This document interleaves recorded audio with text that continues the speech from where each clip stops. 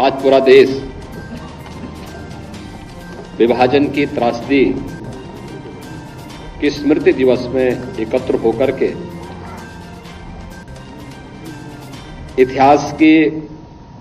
उन काले अध्यायों को स्मरण कर रहा है। इतिहास केवल एक अध्ययन का विषय नहीं होता है,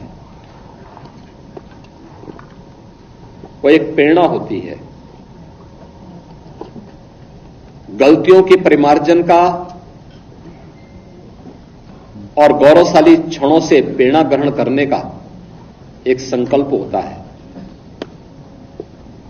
और विभाजन की त्रासदी हम सबको इन्हीं बातों की ओर ध्यान आकर्षित करती है। आखिर क्या कारण था कि दुनिया का एक सनातन राष्ट्र हजारों हजार वर्षों से जो एक भारत रहा हो, वह भारत पहले गुलाम हुआ, विदेशी आक्रांताओं के द्वारा यहां की परंपरा और संस्कृति को रौंदा गया, तोड़ा गया, अपवित्र किया गया, इस देश को गुलाम बनाया गया। और जब भारत ने अंगड़ाई ली थी,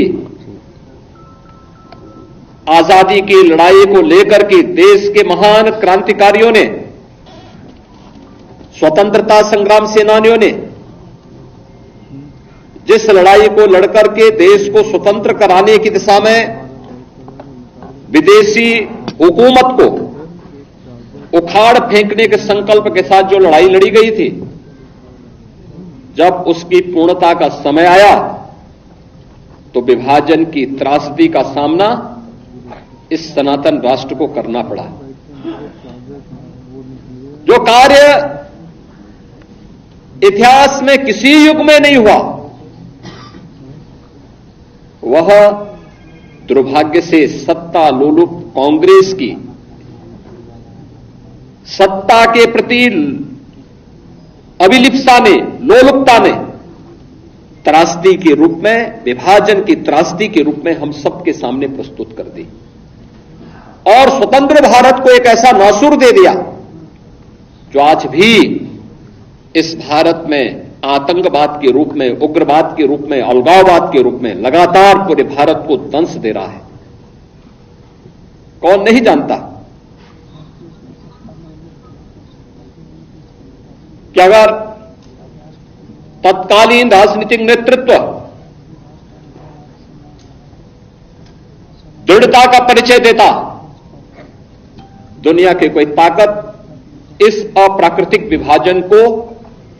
मूर्त रूप नहीं दे पाती। लेकिन दृढ़ इच्छा शक्ति का भाव, सत्ता लोलुपता, एन केन प्रकारेण सत्ता प्राप्त होनी चाहिए, इसके लिए चाहे देश को ही दांव पे क्यों न लगाना पड़े। और यही तो हुआ, यही 1947 में भी हुआ और 1947 के बाद भी लगातार यही हो रहा है। जब भी इन लोगों के हाथों में सत्ता आई, इन्होंने देश की कीमत पर राजनीति की और उसकी कीमत इस देश को, इस देश की भोली भाली जनता को तब भी चुकानी पड़ी थी और लगातार लंबे समय तक चुकानी पड़ी है।